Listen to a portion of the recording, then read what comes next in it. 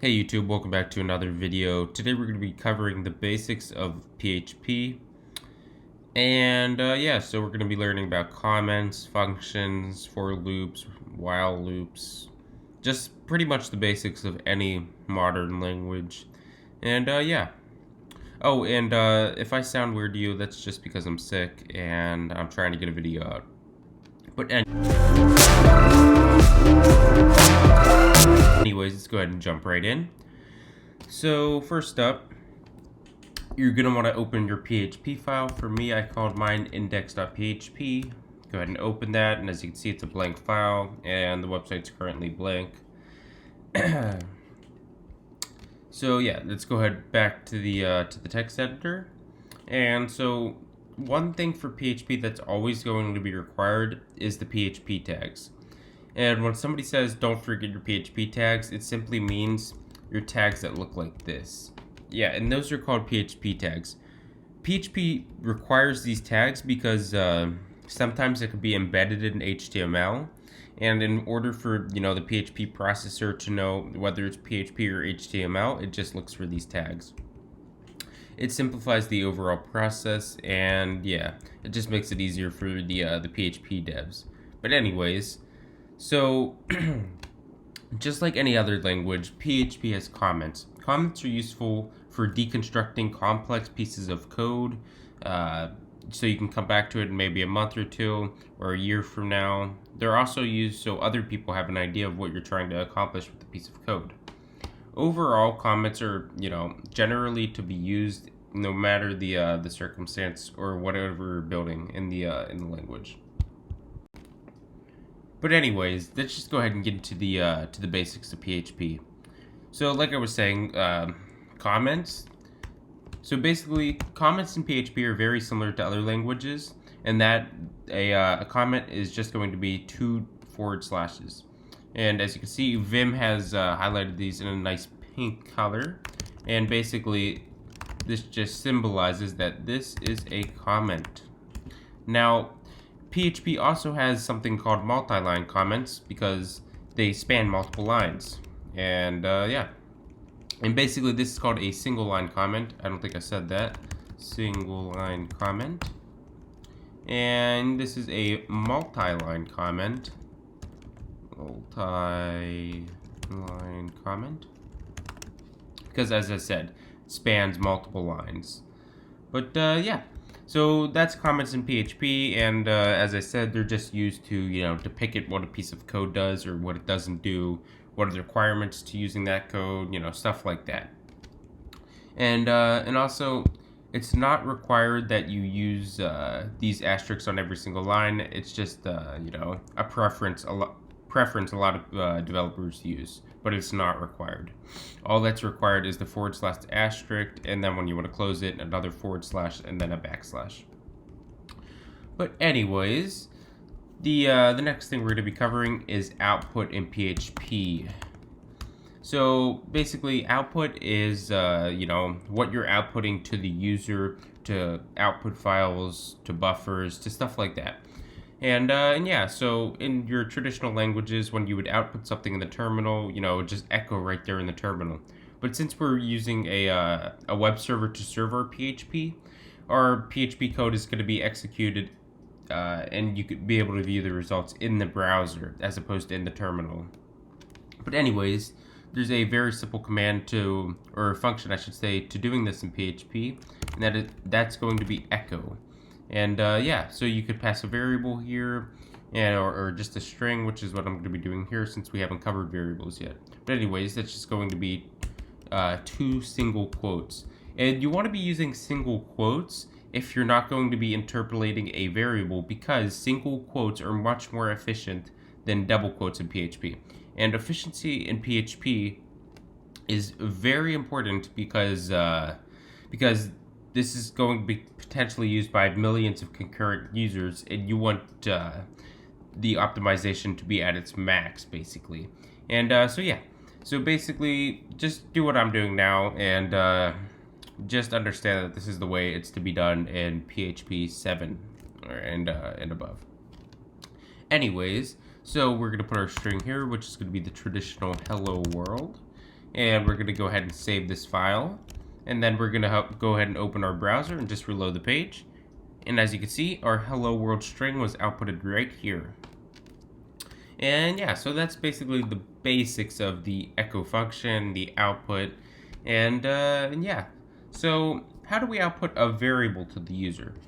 And yeah, so that's going to go hand in hand with declaring variables in PHP. So variables. And yeah, so to declare a variable in PHP, you don't have to have any var keyword or, none of that. The only keyword you need is a $sign. And yeah, so let's call our variable $A equals 5. And that's how you declare a variable in PHP. Very straightforward, very simple.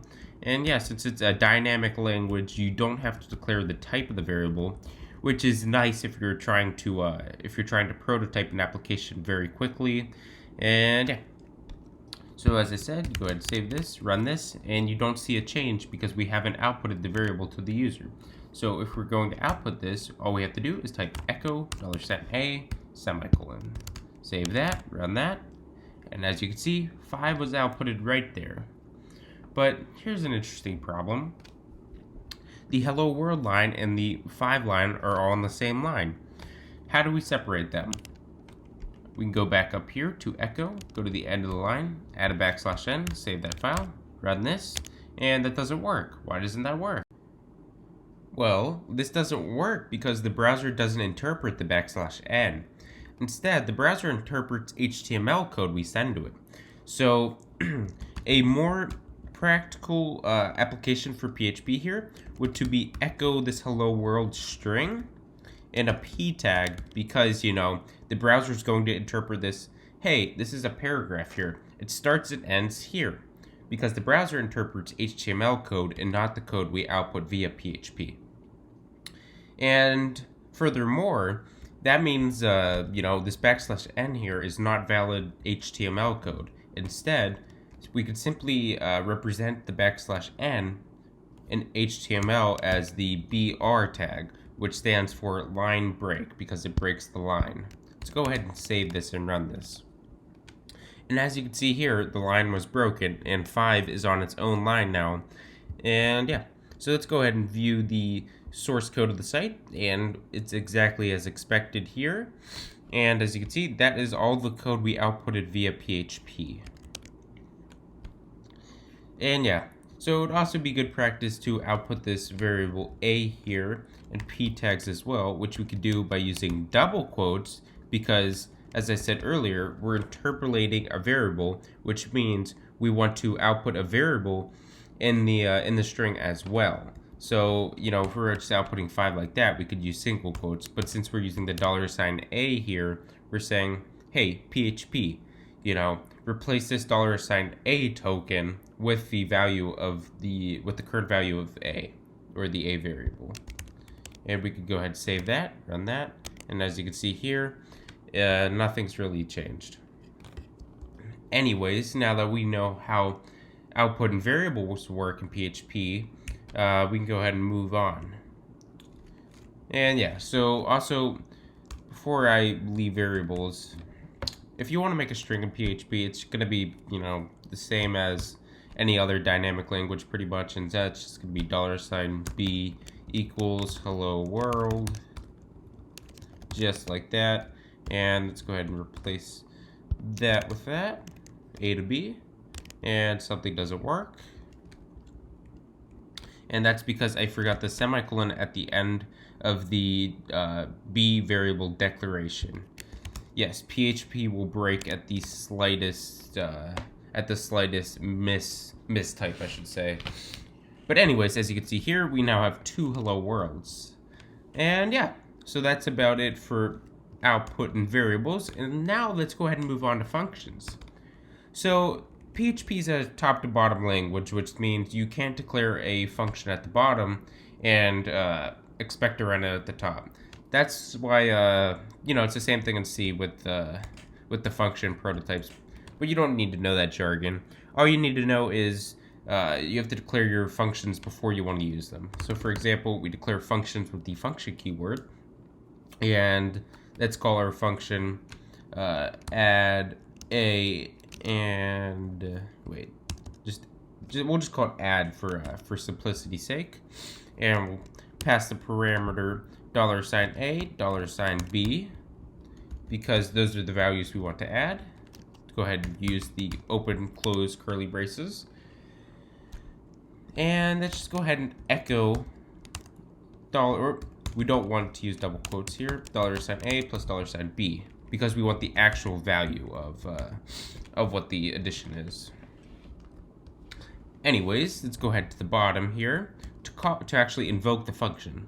So what we're going to do here is specify add, and then we're going to do $a, and let's just redefine the $b here to the value of 6. And let's go ahead and change that to $b. Go ahead and save that, run that, and as you can see here, we now have the value 11, which is exactly what was supposed to happen. Call that functions. So yeah, so PHP also has a cool feature for functions, for functional parameters called default values, and that's you could set the default value if the user doesn't pass a value for the function. So all you do is declare the parameter in the function, and then put equal sign and then the default value. And if we're to remove our arguments here, just save and run that, the expected output should be 9. And as you can see, thanks to the default values of the function, we have successfully declared default values. I don't know what else to say about that. Oh, and notice I forgot the semicolon at the end of that. And for some reason, PHP still worked. Anyways, functions can also have return values in PHP, and that is they return a value instead of just echoing as we did before. So what we're going to do is function, let's just say, we'll say return add instead of echo add as we did earlier. And yeah, so the function ret add, it's going to take the same arguments as the other function add we have, open close curly brace, and instead of echo, let's just put return a plus $b. And down here, we want to save the return value of ret add to a variable instead of directly outputting, which we can also do. So for example, let's just say ret, it's a short term for return value. It's a pretty common practice. And let's say ret add, $a, $b. And then right below it, let's just say echo ret. And as you see, 11 was outputted. We could also just directly call the function and not store the return value, like we did with our other functions. Let's just say echo ret add, and as you can see, 11 is still there. Let's go ahead and get rid of that function invocation, and yeah, so 11 is still there, like I said. All right, next up we have loops in PHP. Loops are nice, especially if you want to iterate over a range of numbers without, explicitly typing or explicitly adding, with a counter. But anyways, let's go ahead and type loops here as a comment. Don't forget to use comments. And yeah, so first up, let's demonstrate a for loop in PHP. I don't know why I just wrote in PHP. But anyways, for loop. And yeah, so standard declaration of a for loop is using the for token, and then you want to declare the initial variable, which is usually I. So we'll say $i equals I, semicolon, I is less than, let's say, 50. And notice how I forgot the $sign there. We need that $sign. And then we just want to say I++, very similar to C. Open close curly brace. And yeah, so what can we do with this? Well, let's say if we wanted to echo hello world 50 times, all we'd have to do is say echo,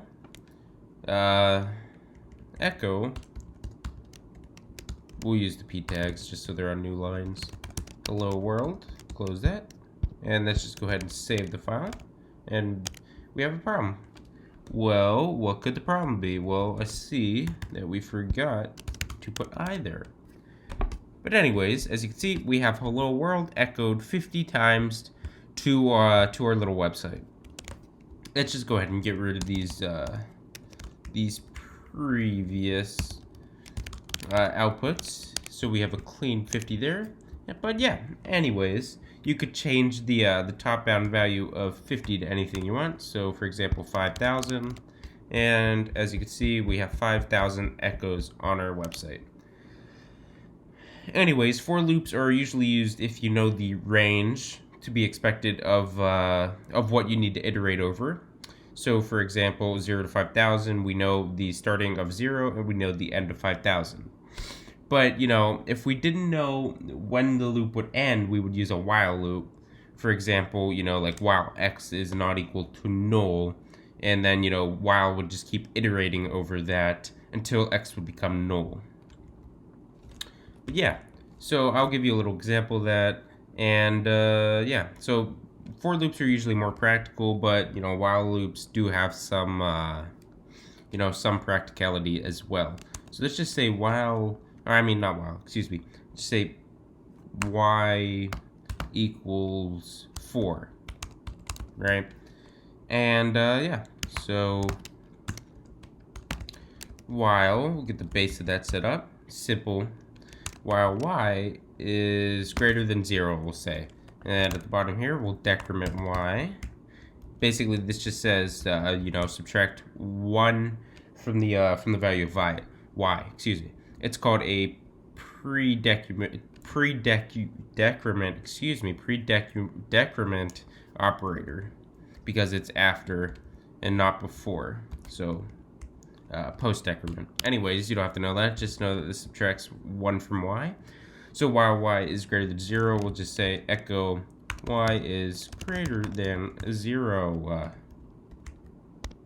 And yeah, I'm just going to go ahead and get rid of this previous for loop, so just so it doesn't interrupt us. And I'm going to use a multi-line comment to get to comment that out. And yeah, so let's go ahead and save and run that. And as you can see, I forgot my p tags, so they're all on the same line. Let's go ahead and add those p tags real quick.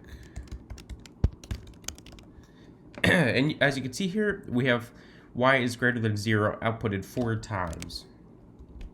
And we can also do y is greater than 0, comma, with the value of $y, which is why I use double quotes, because I knew I was going to interpolate the variable y.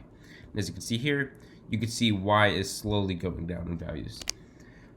But what you could also do here is use a decreasing for loop instead of an increasing for loop, which is, you know, not as usual as just using a while loop, but, you know, everyone programs just, you know, subtly differently.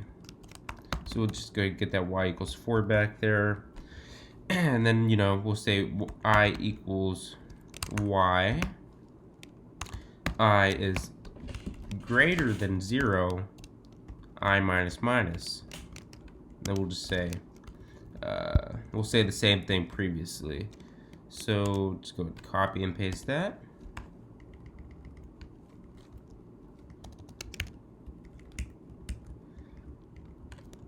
Go ahead, save and run that. And as you can see here, it is it's not going down in value because you can see with the value of 4 is staying the same. That's because you're going to want to use the value I here. And as you can see, it decreased. And that's just because we created a clone of y called I, so we can alter the value of it without any, you know, interflicting conflicts. But we can use the value y here using some neat terminology. So what you're going to want to do is just you can remove the first hand part of the for loop, or the first part, and just have a blank semicolon there with nothing in front of it. And that's because we already declared the variable y, so there's no need to declare it again. And yeah, so basically we'll change the entire for loop from I to y. Go ahead, save and run that, and as you can see, it still works. And you know, this does, to me, this definitely does not look as nice as, you know, just a simple while loop here. But, you know, each their own. Anyways, now that we've covered for and while loops, we have successfully completed my my beginner's tutorial in PHP. If you want to see a part 2 of the video, please leave a comment below stating so. If you enjoyed the video, please leave a thumbs up. If you didn't enjoy the video, please double click that thumbs down. And yeah, just to recap what we covered in the video, we learned about outputting, or I should just say output. We learned about variables, we learned about loops, for loops, while loops, and we also learned about functions. We learned about outputting in a function, or just returning in a function. Oh, and on top of that, we learned about default parameter values of functional arguments in PHP. And yeah, can't forget about the single line comments and multi-line comments. But yeah, so that's just the basics of PHP. There's obviously a lot more to it. You can't learn everything in one video, and anyone that tells you that you can is, well, they're wrong. But anyways, thanks for watching. Feel free to check out my other videos, and see you next time.